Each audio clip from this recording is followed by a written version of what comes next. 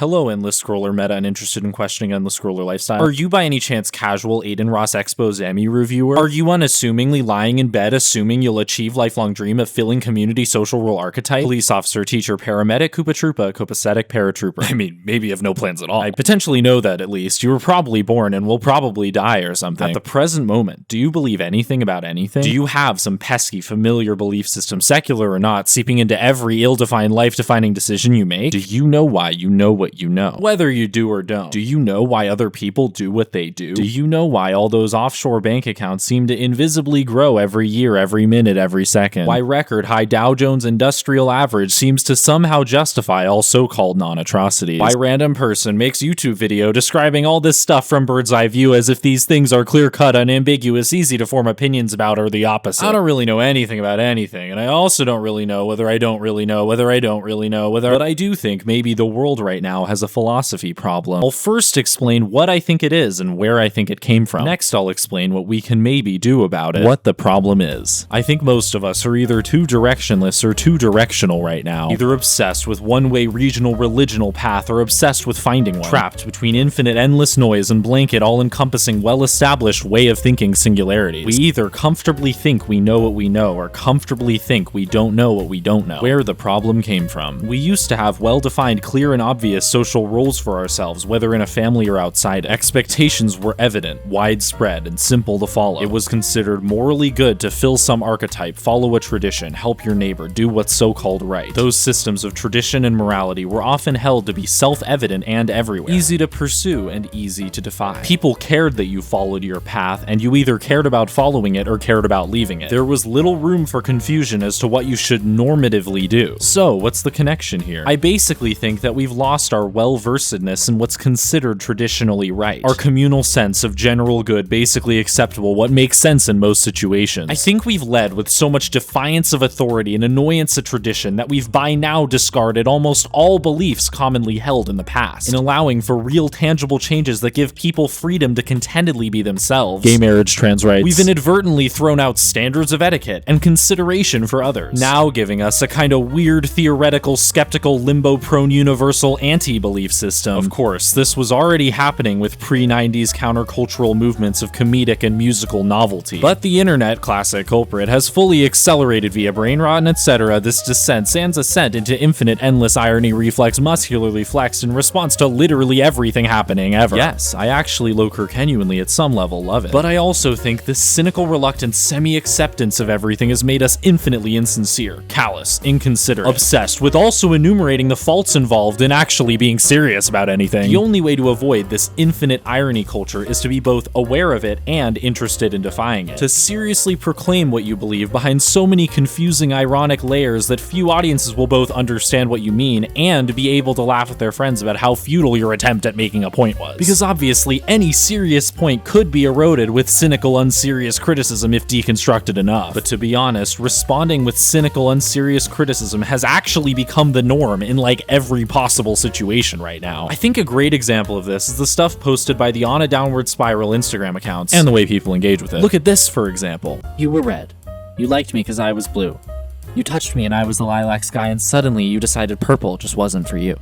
Colors. Now the comments. Smoked a green, browned my pants. Now I look like I'm from France. This line used to give me full body chills. This poem isn't good or anything, but it's definitely not like excessively pretentious or overly prescribing a stupid narrative. Even so, the overwhelming semi-mainstream comment attitude is like, why would I ever have felt emotion at something like this? Next, this one. I don't f***ing care anymore. With neurodivergent Palantir Fellowship below, we see in the comments, good for them. And what if we were all woke and woked everywhere? Just cynical rejection of everything due to the absurdity of what literally exists in the world. Notice a pattern here? Nothing on this account is posted sincerely, even if nothing actually indicates in the post that it's posted insincerely. Almost none of the comments engage with the one-layer irony message of anything here. They mostly play along with the cynical, evident anti-coherency message, fully embracing the semi-apathetic, skeptical resistance to any serious provided narrative, making fun of engaging sincerely with anything. All of them kinda just singly reject the idea that there will ever be any useful useful or comfortable, strong, unwavering way of thinking to cling to, clinging instead to the idea that there will never be an easy method of engaging with a world that doesn't make sense already. Yeah, obviously, this is just a random Instagram account reflecting at least one person's descent into cynicism. And yeah, the cynicism does still end up resonating with me because it is funny and relevant to what's happening in the world. But I think a lot of people who engage with this aren't only doing it out of pure appreciation for ironic entertainment. I think a lot of people comment what they comment here because they're genuinely and ironically tired of pursuing belief systems only to be disappointed when they don't go anywhere. I think people are being cynical and skeptical not out of pure ironic for fun expression, but out of a need to avoid getting hurt when narratives they unironically care about eventually turn out to culturally be useless, weak, and stupid. For a lot of us, it's probably a type of defense mechanism. When you're seen as a believer in a useless, weak, and stupid narrative, you become the one cynically seen as futilely following a dumb idea that could never have made sense or succeeded at a larger scale. You become a dumbass idiot in the eyes of all the so-called clever, cynical people who were never so-called dumb enough to believe in anything in the first place. And underneath all that sly, anti-narrative posturing, there was probably an initial rejection of some religion, ideology, systematic way of thinking. Before any of the cynical skepticism toward the concept of believing in anything, there was likely an initial underlying sadness at and/or frustration with the supposedly certain way adults or peers or colleagues or comrades thought. Before you or anyone else could reject the concept of ever sincerely fighting for a higher purpose, you likely had to first sense contradictory cracks in the belief systems you grew up around, or at least in the belief systems you were aware of. Maybe it happened at church, at mosque, and wondering how so many poor and often unhappy people exist in a world that's theoretically, according to commonly held belief, proclaimed to be a so-called acceptable and so-called fine place to live. However it happened, if it did, rejecting single-track belief probably came first, a rebellion. And next, you may have decided that no single-track belief could ever be held acceptably or justly. So yes, single-track beliefs like ideologies, religion, spiritualities can appear ineffective at dealing with such a complicated and callous world. But apathy as a substitute just resigns the self to doing nothing about anything ever, content with rebellion against hope, and is honestly still single-track. And even though I'm criticizing how people cynically reject most modern sincerity and fall into infinite apathy, I still do respect the idea of either sticking or never sticking to one-track unchanging belief systems. The problem is that most of us decide to stick or never stick to one-track unchanging belief systems before ever contemplating what decision would actually work for us best, and fail to consider that these may not be our only two options. Most of us only believe or don't believe ideologies, religions, myths, legends out of necessity or fear, completely ignoring the wide spectromatic array of belief system choices we have, and failing to recognize that we can actually choose. I think most of us either end up falling into reluctant satisfaction with the belief system we've already adopted, or desperate, unhappy, continual soul-patch soul-searching for a belief system we can finally be satisfied by. Those of us who already have a belief system we appreciate don't need to search, but we could become sorta inflexible with how we look at others. Yes, I found the belief system that I think is right for me, but it's also the belief system that must be right for anyone, that other people should maybe think is right because it feels good to me, or because it would make them happier. We become implicitly sometimes under the surface judgmental of those who don't follow the track we're comfortable with. Not out of hate necessarily, but out of comfort, indulgence, whatever. It's just easy to believe that your honest appreciation of certain beliefs must mean that others should believe them too, since you may want more people to share your comfortable reality. In addition to the wider culture of infinite apathetic irony, then, we have smaller subsets of people confident that their beliefs are perfect, beautiful, comfortable, etc., but who often impose them Join my religion, please. in ways that will never reach the infinite apathetic irony individuals, an ever-increasing block. Via our increased cultural skepticism towards straightforward, uncompromising ideologies, we now have a shortage of people fully uncompromisingly accepting single-track belief systems, and we accordingly have an excess of people deciding to never really believe anything, cynically, cyclically decreeing that believing anything is just asking to be made fun of, that belief in anything is already naive in itself. And even so, we still see well-known narratives pumped ad nauseum into the world, well-known presumptive narratives telling us to be one-track, semi-God-believing, crypto-shilling, business-burning, divorce-initiating, child support avoiders, in place of storied normative narratives telling us with complex, careful, well-tested reasoning how we should act as people for the common good, for the family, for the coherency of the mind. We now gravitate toward either easy grifter narratives or none at all. We either choose cognitive dissonance or no cognition whatsoever. No evidence-based, strong-seeming, practical arguments are given to legitimately argue for not pursuing money, power, hunger, lust, etc. at the exact moment you want it every time. So we gravitate toward the narratives telling us we deserve and in fact need literally every cent and every mask with straps and also every Cuban cigar. No value system can draw us in because we're never shown how a value system could realistically change anything about anything. Even if it's maybe true that having humility or respect or appreciating nuance would reduce animosity, increase kindness, create fewer cognitively dissonant incellionaires. Since showing empathy for others not only alleviates one's potentially buried guilty conscience at never helping others, but also serves as a strong male or non-male example of considerate, decisive action, likely noticed and or subsequently emulated by anyone watching in the future. So, given our lack of dominant, respected ideology, our lack of clear direction, the world ends up with this mismatched, misunderstood philosophy problem. Self-interested people are told infinitely forever that it doesn't matter what's in everyone's interest, and people-pleasers end up believing they don't deserve anything at all. No one realizes that the interest of the investment bankers is in fact, when you think about it, somehow actually still the interest of everyone, and everyone ends up trying desperately to argue why destroying things, taking what's not rightfully yours, building your life on the backs of anyone is just expected, average, good, reasonable reflection of any human's default and normal ideology. A default and normal ideology that has to be spammed and reaffirmed on every news network, kickstream, everywhere, screamed, hammered into the eardrums of each voting demographic via 2 + 2 = 5 proof by assertion arguments bought and paid for by people who suffer internally, externally due to obsessive belief in this same supposedly default and normal ideology. And no one wins, of course. Everyone at the top is terrified someone will state of nature steal their slop and gruel, and everyone at the bottom cynically expects already to get nothing and be unhappy. And of course, the world doesn't have to be like this. We don't need to live life entrenched in a cyclic, recycled philosophy problem. It turns out that the only way to fix all of this is to widespread, worldwide explain how we've gotten to this point, to slowly show how not just apathy is pointless and stupid, but how single-track obsession, whether organized belief or the religion of taking blind action, also directly, stubbornly helps cause angry, narcissistic suffering, even when numbers supposedly disagree. And things will only change if enough people are single-track obsessed with the idea that single-track obsession and apathy both need to be systematically dismantled. Then finally act on it at a nationwide universal level. You have to wake up from your silent, non-committal slumber, your loud, rambunctious committal coma, and start looking for a thing we can all also really get behind. How we fix it. So, how do we action-oriented fix our worldwide internet-propelled irony-tainted philosophy problem? First, you have to examine how you think, meta-analytically, and determine whether you believe something wholeheartedly, like a religion, a mantra, a philosophy, or whether you think you don't want to believe anything at all. Next, if you don't like what you wholeheartedly believe or don't want to believe anything, you have to resist the urge to reject everything you read, see, hear as nothing but stupid, pointless sincerity. You have to resist the urge to stop looking for ideas when no ideas have yet seemed interesting or potent enough. You have to recognize that none of us, no human alive and no non-human not alive, can ever be too smart for sincerity. You have to recognize that understanding why someone did something, seeing through them, doesn't immediately mean they're wrong or that their ideas are naive. In committing to the non-committal idea that irony is the ultimate, performatively clever-seeming intellectual state of being, you have to realize that you're still forcing yourself to live a single-track life you didn't choose. That you're forcing yourself to live a still single-track life everyone else and the algorithm already chose for you. As random aesthetic warning Davenport, Iowa real, you have to force yourself, maybe reluctantly or initially ironically, to also live in the real world and believe that somehow, someday, you'll encounter something that makes you feel anything sincere enough to propel you forward. You have to believe that irony is mostly interesting meta-entertainment, not natural, rational, effective response to a kind of deteriorating but low genuinely still salvageable status quo. You have to believe that irony and sincerity can exist simultaneously in the brain. I promise I am at the time I'm making this video living proof. I am sincerely telling you to do these things because telling you to do these things, laying out an argument, is a step toward making more people see this never-ending problem perpetuated by screens and AI and white noise, pushing us to not think about anything we're doing, imploring us to forget who we are and where we're going and why we think how we do, as the real, ideological, spiritual, worldwide sickness it unambiguously is. It's sorta single-trackedly laid out here in an argument, you guys. Just rewatch this video or something and send it to as many people as you can. Literally send it to your philosophy professor / teacher or something if you want, because that's fun and crazy. Oh, and maybe consider that while irony can deconstruct our single-track ways of thinking, sincerity can build them up. Every day, every millisecond, you'll have to decide whether temporary cynicism or temporary belief is more valuable in the moment. Now hype this video so more people see it, like, comment, and subscribe for algorithm, join Patreon, etc., etc. Watch my other videos or something, go touch some grass or highest point on corporate pyramid of bass. Bye.